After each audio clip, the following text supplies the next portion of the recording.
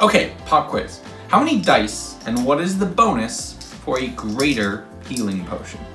Alright, I have one more for you if you didn't already go to Google. Which is bigger, a superior or a supreme healing potion? And which one of them would use everything in here? Now, if you know all of those, congratulations. I honestly believe you're probably in the minority, or you've been playing D&D a long time and have just memorized these things and committed them to memory. Also, you're probably rolling a lot of the same D4 over and over again, because while everybody stocks D6s and D20s, D4s, because of their piercing damage, people don't normally keep as many. So I made these healing potions, which you can buy over on loot tables, which combine resin crafting, a little bit of arts and crafts, some design, and a whole bunch of red dice that make managing your healing needs in potions pretty easy. One of these tubes has everything you need, a nice label that tells you what everything is, and you're pretty much good to go. But it wouldn't be this channel if I didn't show you how these are made. So let's talk a little bit about the healing potions, the labels, and the dice, and the design, and everything else right after this.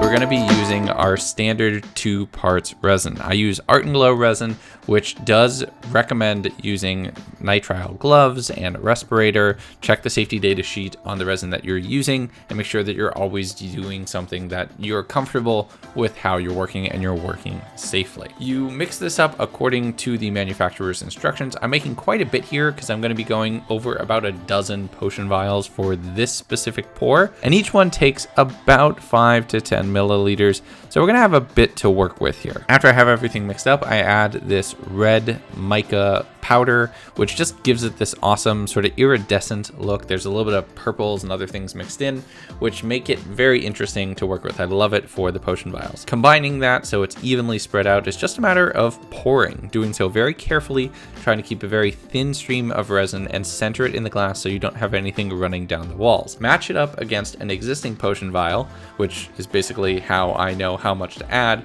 and then set it on the side for it to begin casting. Now you could cast these in a pressure pot, but I found with a very thin stream and a very open-ended pour, I don't get many bubbles anyway, and my pressure pot doesn't have a flat base, it's concave, which means all of these would be at an angle, which is not what I want. So I cast them just out in the open air. The next day after casting, it's time to add the string bumper to the top to prevent them from colliding with each other when being shipped, and also because it's a great aesthetic addition. I do this using hot glue and some twine that I bought from my local craft store.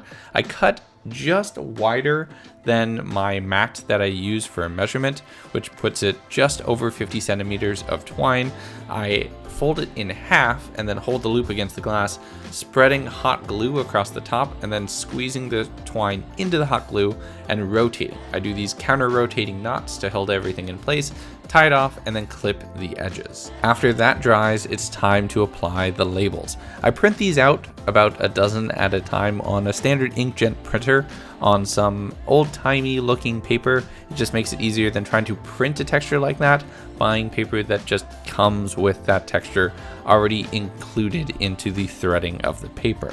Cutting these is as simple as using scissors to cut out the individual rows and then the simple straight edges on the sides, and then grabbing an X-Acto knife to cut the details, including the rounded edges around the top and bottom. If I were smarter, I would have come up with a more simple geometric design that I could do with scissors, but it also doesn't look as cool, so I love the rounded edges. I use a lactose-based adhesive solution and I mix it very thin, almost to the point where you're not going to have a lot of adhesion to work with. And I do this because since it's glass, as you can see the back of the label, I don't want a bunch of adhesive residue visible when you're looking at this vial through the opposite side.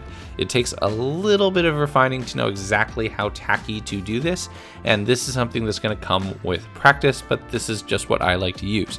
You could also use adhesive glues or spray glues, or you could use something a little bit thicker. Just understand you might have to be very careful with bubbles and a big dollop of glue seeping through the paper. Spread the adhesive solution onto the back of the paper and then slowly adhere it around the edges. I also go with the decoupage sort of approach by applying a little bit of additional solution around the edges and then pressing that in place. Then all you have to do is add dice, put the cork top that came with the vial back in, and you have a fully complete healing potion. Or if you use any other resin color and any other combination of dice that fit inside your glass vial, you have basically any potion you could ever want, including these new mana potions, which are going to be available on the store soon, and include my own homebrew rules as far as mana potions in D&D. When you drink these, you get spell slots back, so that's always fun. So that's it.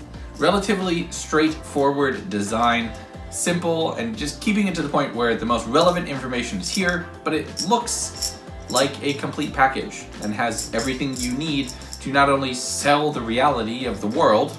This, if it weren't in dice form and was liquid, would be about the size of a healing potion as described in the DMG.